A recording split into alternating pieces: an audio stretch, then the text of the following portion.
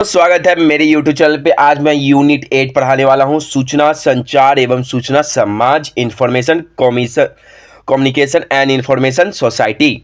तो बच्चे लोग जो पिछले वाले वीडियो नहीं देखे हैं जाकर देख सकते हैं। और चलिए, आज 713 क्वेश्चन है।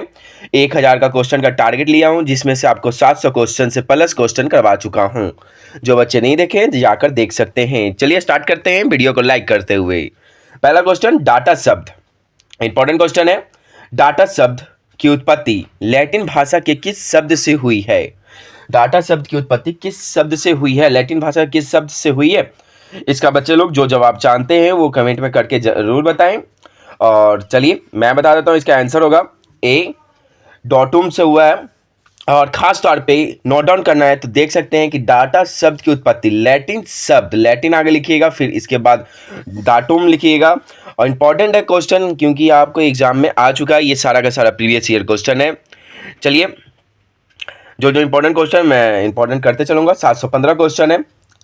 सूचना है, सूचना क्या है बच्चे लोग? कमेंट में आप हो सके तो आप टेस्ट सीरीज के तौर पे इसको नोट डाउन कर लें और प्लस कमेंट में करके बताएं कि क्या होगा इसका आंसर। इसका आंसर होगा ए, डाटा का व्यवस्थित स्वरूप होता है सूचना। डाटा का व्यवस्थित स्वरूप होता है सूचना। ज्ञान क्या है? ये सब सारा का सारा एग्जाम में आ चुका है। और हो सके तो इजी मीडियम में, जैसे आप बच्चे लोग सोचते हैं कि सर इजी आएगा, हार्ड आएगा या कैसा आएगा, मीडियम आएगा, तो मैं बता दूं कि इजी में आपको ऐसा ही क्वेश्चन मिलेगा। इससे इजी क्वेश्चन कहीं नहीं मिलने वाला है आपको। तो ये सब नोट डाउन जरूर कर लें, क्योंकि ये सब क्वेश्चन आपसे छूटा मतलब एग्जाम छूटा। ज्ञान क्या है? तो सूचना का व्यवस्थित स्वरूप है। डाटा क्या था? तो डाटा का व्यवस्थित स्वरूप था। ठीक है, तो इसको नोट डाउन करते चले, आपके लिए इंपॉर्टेंट क्वेश्चन होगा। चलिए ये 717 क्वेश्चन। बच्चे लोग प्लेलिस्ट बना हुआ है, जो नहीं देखे हैं जाकर देख सकते हैं। और वीडियो को लाइक करते चलें, क्योंकि अच्छा लगता है, इतना मेहनत करते हैं आपके लिए, आप एक लाइक तो बनता है। चलिए नेक्स्ट क्वेश्चन पे आते हैं। 717, मूल रूप से दो प्रकार के होते हैं। मूल रूप से ज्ञान दो प्रकार के होते हैं। इसका आंसर बताएं बच्चे लोग। इसका आंसर होगा ए ही होगा आंसर। अनयुक्त ज्ञान और संयुक्त ज्ञान होता है। चलिए नेक्स्ट क्वेश्चन पे आते हैं। डाटा बहुत बढ़िया इंपॉर्टेंट है। डाटा, सूचना तथा 717 क्वेश्चन पे है। 718 क्वेश्चन, डाटा, सूचना तथा ज्ञान का कौन सा क्रम सही है? इसको बताएं बच्चे लोग, इसका आंसर क्या आंसर होगा। और वीडियो को शेयर और लाइक कमेंट जरूर करें, कैसा लग रहा है वीडियो, आपके लिए इतना मेहनत करते हैं। इसका आंसर होगा ए, डाटा होगा, इन्फॉर्मेशन होगा, नॉलेज होगा, विजडम होगा, और क्या होगा? ट्रेडिशन होगा। देखिएगा आपसे कई बार पूछा जाएगा कि विस्तार से समझाए। डाटा होगा, उसके बाद इन्फॉर्मेशन, नॉलेज होगा। तो आप इस बात को ध्यानपूर्वक नोट डाउन करते चले। चलिए नेक्स्ट क्वेश्चन पे आते हैं। 719 क्वेश्चन पे आते हैं। जो बच्चे नहीं देखे हैं मैं कृपा करता हूं कि आप जाकर पिछले वाले वीडियो देख सकते हैं। संचार अंग्रेजी में कम्युनिकेशन शब्द का हिंदी अनुवाद है, जो लैटिन भाषा के किस शब्द से बना है? सबसे इंपॉर्टेंट है कि क्वेश्चन में ही आपका आंसर कुछ कुछ मिल जाता है कि ये लैटिन भाषा से बना हुआ है कम्युनिकेशन। तो आप इसको पहले नोट डाउन कर लीजिए कि लैटिन भाषा से है, फिर उसके बाद मैं हिंदी के बारे में बता रहा हूँ तो मैं हिंदी के बारे में बता देता हूँ। 719 का आंसर होगा आपका ए, कम्युनिक्यूस एंड कम्युनिकेयर।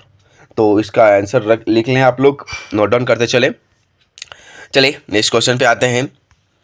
इंपॉर्टेंट क्वेश्चन आपको बताते चल रहे हैं। Communication process, communication process. 721 question पे आते हैं। संचार प्रक्रिया का कौन सा क्रम सही है? जैसे कि आप देख सकते हैं, सोर्स होगा, मैसेज होगा। तो ये इंपॉर्टेंट है कि इसका आंसर आप ध्यानपूर्वक दें। चलिए मैं बता देता हूँ इसका आंसर। इसका आंसर होगा आपका 721 का ही ए होगा। इसका आंसर 721 का ए होगा। स्रोत, संदेश, माध्यम और प्राप्तकर्ता, रिसीवर। तो इसको नोट डाउन कर ले बच्चे लोग। 722 क्वेश्चन पे आते हैं। संचार प्रक्रिया के सोर्स नॉइज एक प्रकार का क्या है? इसका आंसर बताएं बच्चे लोग। जो जो बच्चे जानते हैं वो कमेंट में करके बताएं, क्योंकि आपको आंसर दीजिएगा तभी समझ में आएगा। इसका आंसर होगा ए, अवरोध होगा। इसका आंसर होगा अवरोध होगा। चलिए 723 क्वेश्चन पे आते हैं। संप्रेषण के प्रकार हैं, कौन से प्रकार है? ये सारा का सारा इजी मीडियम में पढ़ा रहे हैं आपको। जो इस प्ले लिस्ट में जो मिलता है सारा का सारा प्ले लिस्ट में आपको इजी वे में आएगा। आप सोच सकते हैं कि इजी में कितना क्वेश्चन आता है। चलिए इसका आंसर मैं बता देता हूँ। इसका आंसर आपका यही होगा, वार्तालाप होगा, क्योंकि ये प्लेलिस्ट जिसका बना हुआ है ये आपका बना होगा प्लेलिस्ट, तो जाकर देखें जरूर। और उस चलिए नेक्स्ट क्वेश्चन पे आते हैं। संचार प्रक्रिया सोर्स नॉइज एक प्रकार का है, अभी जैसे कि हम आपको जस्ट बताएं ये सब क्वेश्चन हो चुका है। चलिए नेक्स्ट क्वेश्चन पे आते हैं, जो इंपॉर्टेंट क्वेश्चन मैं करवा दूंगा आपको, टेंशन ना लीजिए। हाँ चलिए इसका आंसर बताएंगे। 730 क्वेश्चन पे आते हैं। 730 क्वेश्चन पे कोई व्यक्ति किसी सभा को संबोधित कर रहा है तो वह किस प्रकार का कम्युनिकेशन है? तो 730 क्वेश्चन का आंसर बताए बच्चे लोग। चलिए मैं बता देता हूँ, इसका आंसर ही होगा ए, मार्क्स कम्युनिकेशन का यूज कर रहा है। ठीक है, तो इसको नोट डाउन कर ले, जो बच्चे नहीं कर रहे बहुत अफसोस की बात है। चलिए कक्षा में शिक्षक, इंपॉर्टेंट क्वेश्चन है, कक्षा में शिक्षक और छात्रों के मध्य संचार को क्या कहा जाता है? इसको तो आप बच्चे लोग ध्यानपूर्वक चाहे तो कर सकते हैं, लेकिन कोई बात नहीं, ग्रुप कम्युनिकेशन होता है, ग्रुप कम्युनिकेशन होता है। इस सिलेबस से आपको खास तौर पे इस यूनिट से आपको 5 से 10 सवाल मिलता है एग्जाम में, तो इसको मजाक में ना लें, क्योंकि 5-5 नंबर आपके लिए मेरिट लिस्ट को तैयार करता है। चलिए 732 क्वेश्चन पे आते हैं। हाँ, संदर्भ लाइब्रेरी और किसी पाठक के मध्य का संचार है, इसका आंसर होगा सी होगा आंसर, इसका आंसर होगा इसका सी, इंटरपर्सनल कम्युनिकेशन। चलिए नेक्स्ट क्वेश्चन पे आते हैं। 733 क्वेश्चन पे आते हैं। 732 हो गया, 733 क्वेश्चन का होगा जनसंचार मध्य है। जनसंचार मध्य है किसका है? तो भाई इसका आंसर होगा तीनों, मतलब डी आंसर होगा, समाज, टेलीग्राम, इंटरनेट। तो चलिए आगे बढ़ते हैं। 734 किस विद्ध व्यक्ति के मध्य अनौपचारिक संचार इनफॉर्मल इन कम्युनिकेशन कहलाता है? 734 पे बताइएगा आंसर, जो बच्चे जानते हैं कमेंट में करके जरूर बताएं। वीडियो को साथ साथ लाइक करते चलें। इसका आंसर होगा ए, किस विद्ध व्यक्ति के मध्य अनौपचारिक संचारण इनफॉर्मल कम्युनिकेशन कहलाता है? इसका आंसर बताए बच्चे लोग। 734 का आंसर बचाए। चलिए मैं बता देता हूँ, ए होगा आंसर इसका, इंडिविजुअल कॉलेज होगा। चलिए नेक्स्ट क्वेश्चन पे आते हैं। 735 क्वेश्चन, निम्नलिखित में कौन सा संचार व्यवस्था का अंग नहीं है? इंपॉर्टेंट क्वेश्चन है बच्चे लोग, इजी में है, आपको इतना आंसर आना बनता है। चलिए इसका आंसर होगा डी, नोट डाउन करते चले बच्चे लोग। चलिए आते हैं नेक्स्ट क्वेश्चन पे। 737 क्वेश्चन पे, जो इंपॉर्टेंट है VBI क्वेश्चन, स्पेशल आपके लिए VBI क्वेश्चन, मुझे मालूम है क्योंकि एग्जाम का एक्सपीरियंस है मुझे, तो मैं आपके लिए स्पेशल। चलिए 737 क्वेश्चन पे, निम्नलिखित में से किसके द्वारा संप्रेषण प्रतिकूल कम्युनिकेशन मॉडल्स प्रदान नहीं किया गया है? किसके द्वारा ये प्रदान नहीं किया गया है? ये बड़े हस्ती का नाम है भाई, जो बच्चे जानते हैं बहुत अच्छी बात है, जो इसका आंसर नहीं जानता बहुत ही गलत बात है। रंगनाथन जी प्रदान नहीं किए गए हैं, रंगनाथन जी द्वारा। चलिए नेक्स्ट क्वेश्चन पे आते हैं बच्चे लोग। 738 क्वेश्चन पे आते हैं। देख सकते हैं आपको कई बार क्वेश्चन वैसे ही आपसे पूछा जा चुका है, तो ध्यानपूर्वक एग्जाम में आपसे यही ऐसा ही सवाल रहेगा। महान दार्शनिक अरस्तु ने 300 ईस्वी पूर्व के सर्वप्रथम संचार का प्रामाणिक मॉडल प्रस्तुत किया, जो आज भी प्रमाणिक है। उन्होंने संचार प्रतिरूप को निम्नलिखित में से किस प्रकार प्रस्तुत किया है? तो आपको ऐड करना है इसको विस्तार पूर्वक से, जो बच्चे आंसर जानते हैं वो कमेंट में कर सकते हैं। चलिए मैं बता देता हूँ, इसका आंसर ए ही होगा, स्पीकर, स्पीच, स्रोत इत्यादि। चलिए नेक्स्ट क्वेश्चन पे आते हैं आपके लिए, वेरी वेरी इंपॉर्टेंट क्वेश्चन है। 740 क्वेश्चन पे आते हैं हम लोग। 740 क्वेश्चन, संचार की गतिविधि स्वरूप का प्रतिपादन 1949 में किसके द्वारा किया गया है? किसके द्वारा किया गया है? चलिए आंसर बता सकते हैं बच्चे लोग, आपको कोशिश करें कि आंसर खुद आप मेरे जवाब देने से पहले आप जवाब दे दें। इसका आंसर होगा ए, क्योंकि आपके लिए इंपॉर्टेंट होगा, जब तक आप खुद कोशिश नहीं कीजिएगा कि आंसर देने के लिए, आपको याद नहीं होगा। 742 क्वेश्चन पे आते हैं। 742 का, चलिए संचार के मार्ग में आने वाली बाधाएं क्या कहलाती हैं?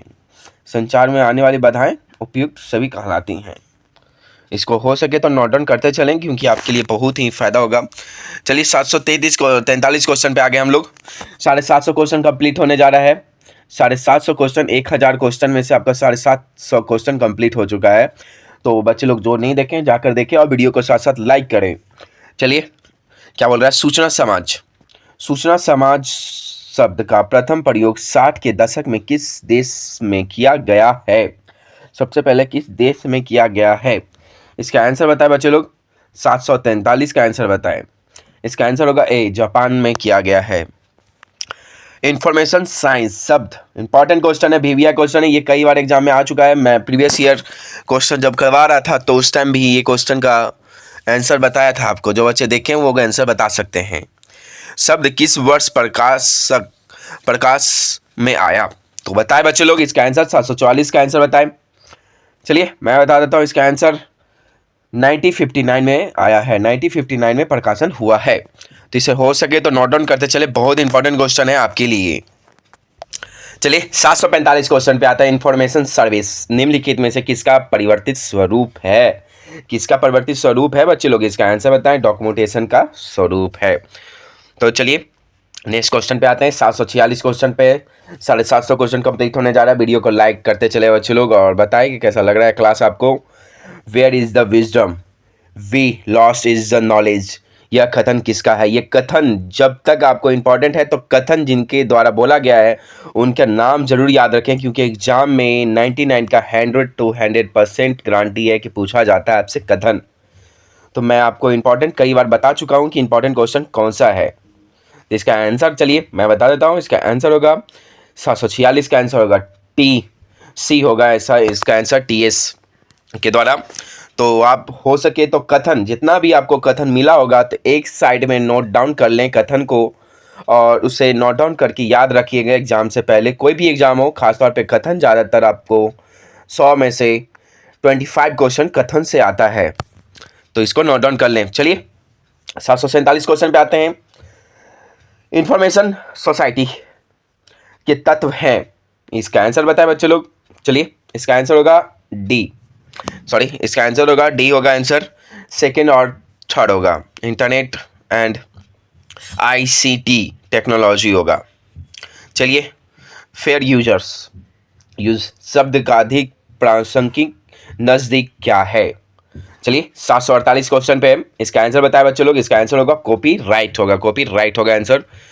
और प्रीवियस ईयर क्वेश्चन मेरा जो प्लेलिस्ट है प्रीवियस ईयर क्वेश्चन का वो जरूर देखें, क्योंकि एग्जाम में आपको बहुत ही महत्वपूर्ण होगा। क्योंकि प्रीवियस ईयर और सबसे पहले कम्युनिकेशन टेस्ट में जो मैं टेस्ट लेता हूँ वो सारा का सारा एग्जाम में आया हुआ क्वेश्चन है।